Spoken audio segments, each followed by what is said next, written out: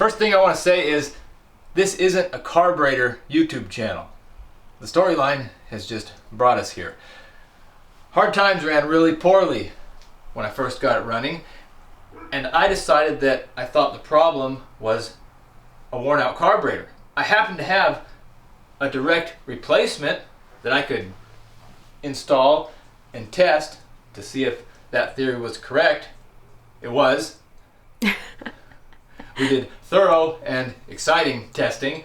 I did notice when I watched the video, it was obvious to me that the second carburetor was better. Good job. Thank you. What we're going to do in this video is show you guys how to tell if a carburetor is worn out. A couple fellers in the comments say carburetors don't even get worn out. They say they've been working on carburetors since 50 years ago. And their family's been in the carburetor business since the horse and buggy days. Well, they're going to learn a couple new things right now. I took these two carburetors apart and did some investigating. This is the new one. This is the old one. My belief is that whenever parts move against each other, they will eventually wear out. Looks like these carburetors don't like each other very much. Well, they had an argument earlier. They got kicked out of the party. See? There's only a few areas on these dirt bike carburetors that move, and I believe only one of them will cause the rich condition we saw on Hard Times, but that's enough. Show you guys that one last. A tease. So first of all, the slide goes down in here. This is what regulates air into the motor.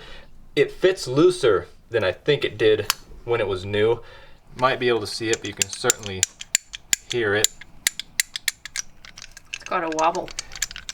Yeah, it has a little bit of a wobble. I don't think that much movement would cause trouble as far as engine performance, but it is some evidence of how much the carburetor's been used. See how the finish is worn off of there? Yeah. Comparatively, the new slide is nice and shiny. And if we put it in here just for fun, there's some movement in the newer carburetor as well, but not as much. So nothing wrong with a little wobble. Nothing wrong with a little sloppiness in your slide. Secondly, the needle valve, which is underneath this tab, is what lets fuel into the carburetor. That needle valve has a rubber tip that can wear out with time. See? Okay. But the good thing is, if that wears out, you'll know immediately because the fuel flow will never stop. It will just overflow the carburetor and leak onto the ground. The needle valve is in fine shape on the new carburetor and the old one. Oh yeah. Rubber is still soft and there's no ridge where it contacts the needle seat in there. So I'll put this back together. Later or now? Right now. Got a little bit of a mess started. I need to get organized. Okay, that's better. We've talked about two wear points so far. However, they don't have any relevance on these carburetors. What I'm about to show you next, I've never seen before, and it surprised me. Oh, look, they're getting along now. There's nothing wrong with me loving you. Sugar, let's get it on. Let's give them a minute. Okay. If you direct your attention to the pin that hinges the float to the carburetor body, the new one looks different than the old one. Do you see something? Oh, wow. It's a loosey-goosey. We were talking about the Weeble Wobble earlier.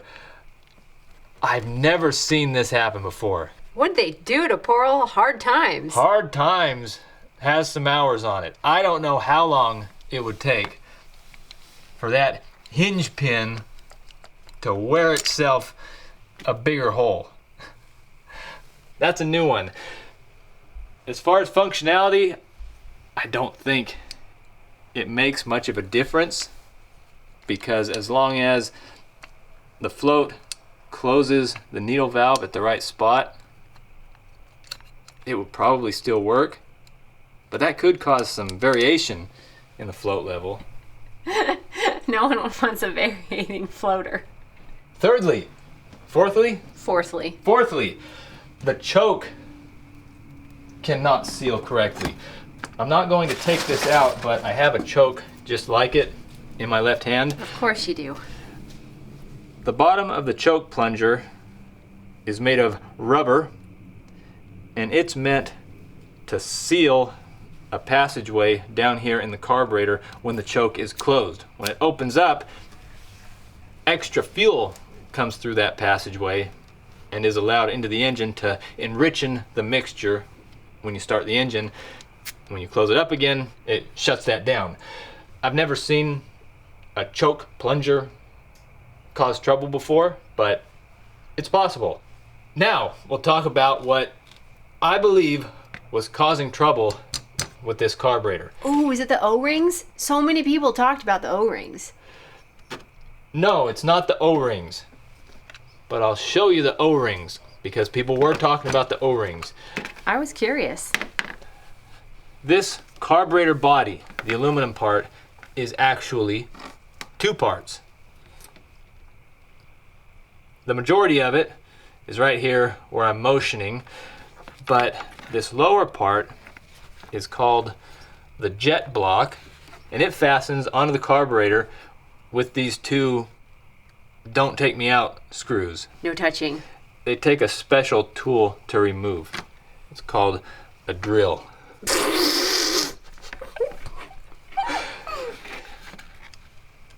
The jet block seals to the carburetor with an O-ring. I will take this apart. Isn't that the new one though? Yes. Shouldn't you take apart the old one? I'm not going to disassemble it. I'm just going to show you where the O-ring is. Ew. The O-ring is in the seam right here and around this part, and you can't really see it, but you can imagine, can't you? Yeah. I've heard tell on the internet, if that fails, it can cause the engine to run poorly. Did you investigate it on this one for science? No, because a long time ago, I had another carburetor that was running way too rich. I thought the O-ring was the issue, so I replaced it, but it still ran the same. So as far as I'm concerned, that's scientific proof it's not the problem here either. The reason that I think this carburetor causes hard times to run like a blubbery mess is because the needle, which travels up and down through this hole, see the hole down there? Yeah! This is attached to the slide. And just as the slide lets more air into the carburetor, the needle, which is tapered, allows more fuel into the engine. Okay. As the throttle opens. The needle can contact the hole that it travels through Okay. and rattle around. You saw what rattling can do. So you conjecture the needle is as rattled apart as that pin? Yes, if the needle is too loose in that hole, it'll allow more fuel into the engine than is required. Ah, And I'm about to show you something. okay. This is the new needle Actually, I'm going to show you two somethings if you have the time for me. Show me quick. The new needle is a smooth taper. I can feel it with my fingernail. Okay. All the way from the bottom to the top. The old one has a ridge right there that I can feel, and you might be able to see it with the camera. Ooh, I think I see it. Imagine if from here on down this needle is thinner than it should be. Combine that with an overboard hole and you've got a rich condition. This is the new needle in the new carburetor. I'll put it down in the hole.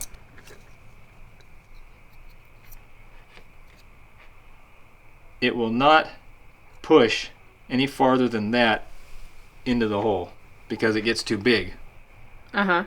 In fact, it's stuck now there. Ready to see what it looks like in the old one? Yeah.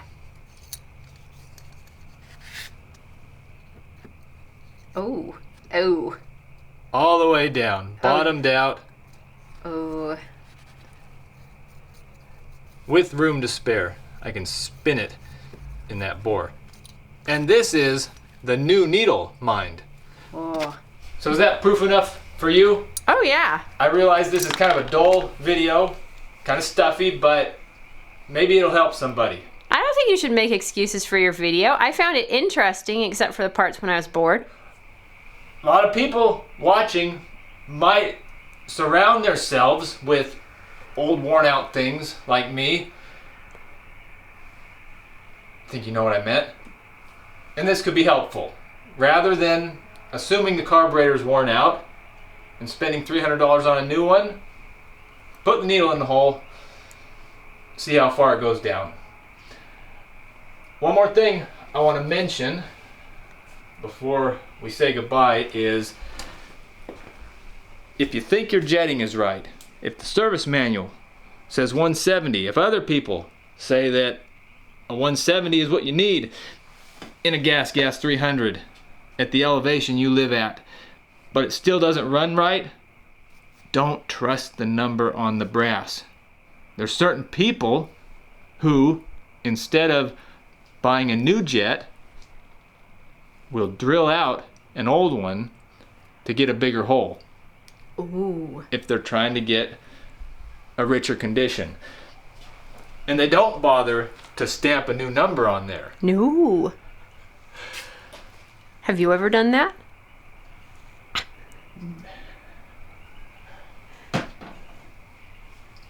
Here's a final send-off clip of Hard Times running. Does it idle? It idles. Does it rev enthusiastically? Let's see. Nice. Oh! It falls over.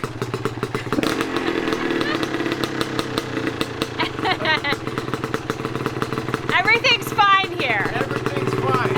And now, it officially belongs with me. Oh, no! I've got the po' boy brake lever, clutch lever. That didn't go as I expected. Stayed running though. Yeah? I think your kickstand vibrated up. Yeah. Did I even have to crank the idle screw in all the way to make it idle? Oh, no, you didn't. I think we'll end it right here. I have to admit, I feel kind of silly. You know what I mean? Thanks for watching.